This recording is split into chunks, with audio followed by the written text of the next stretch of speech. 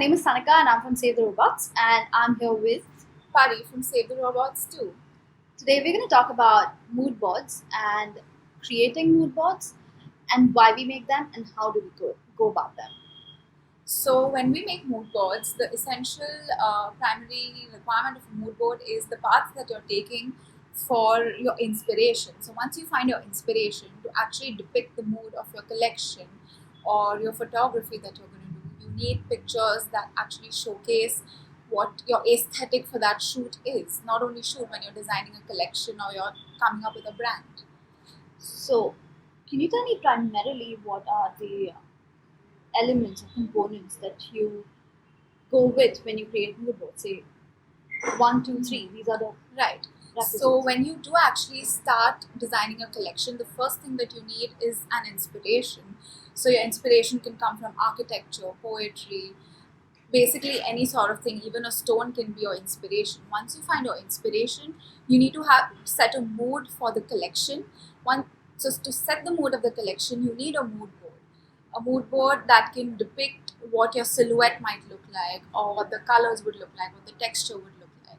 So to set that, you need a mood board, and you need to find pictures, or you can click pictures around yourself, around your surroundings that inspire you to create something like that. That's how you create a mood board. You come up with pictures that sort of give a sense of what the collection is going to look like. So, my question is often we get confused between a storyboard, a color board, and a mood board. Can you please sort of shed some light on how are they different? Right. And why is it important that you make different boards when you go about a collection? So you start with the inspiration board, which is the basis of collection. It does not have to be one thing, it can be various things. Then comes the storyboard. The storyboard defines the demographic of your selling point, what demographic you're going to sell to. So that includes the storyboard, the lifestyle of your consumer, the kind of people you will sell to, your geographical, climatic conditions include in your storyboard. And once you do that, then the most primary thing comes, which is the mood board. Like I said, it sets the mood of the entire collection, the silhouette, the colors, the textures.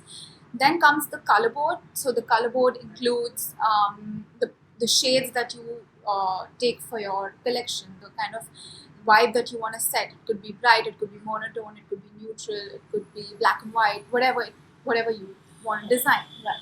So that's the major difference between the boards that we create. So it sort of sets a particular guideline for how you want to go about, which is so much easier. So once you start with that, you end with the color board, and then you actually start putting it in practical use. Right. And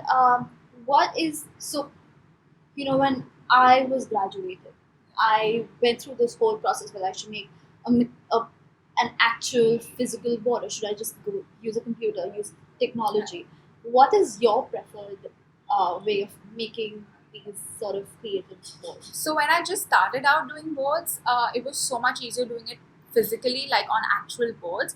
But as in when you gradually get more experience on how to make boards, Photoshop and CAD, the computer aided design programs, are so much easier to use. Like you have the pictures, you use the layers, you use all the tools that they provide with, and it looks much better. It looks more professional when you actually want to present it to someone, and it gets easier with time as you go on and practice on computer aided design.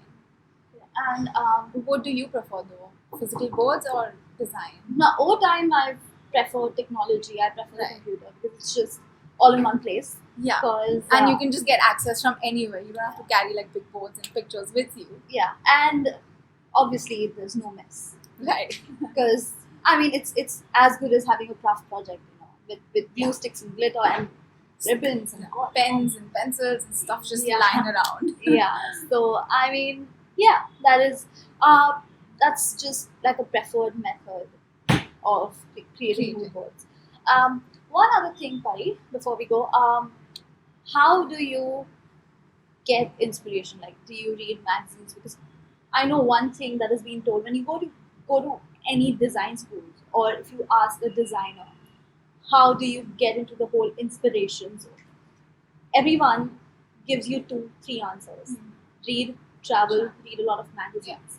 Um, where do you gain your inspiration from?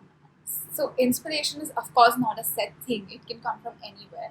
Your inspiration can be from your personal life too. It can be from the things that you see in your day-to-day life. So my inspiration comes from definitely my personal style or my day-to-day life, the kind of lifestyle. So I would definitely design according to that fast Bombay lifestyle, or that would be my number one inspiration. Or it could be the beautiful architecture that we have in different places. It could be the architecture. The most recent inspiration I've had is from the cosmic lines, like Yeah. the stars and the sun, Zodiac. astrology, the Yeah. whole astrology thing. So that could be a really great inspiration to come up with motifs, to come up with silhouettes, free flowing, easy. So your inspiration could be from literally anywhere.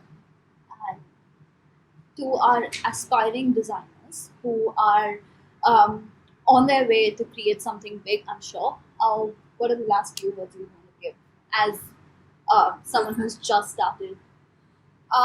Definitely explore like every field that you are interested in. It doesn't matter how long does it take, but once you find something that you love doing, even if it takes a lot of time, it'll be worth it. It'll definitely, like, give yourself a good few years to experience and explore what you would like to do in for a good future, long term. That's crazy. What is your opinion on like new designers that are starting out? What should they look at the most?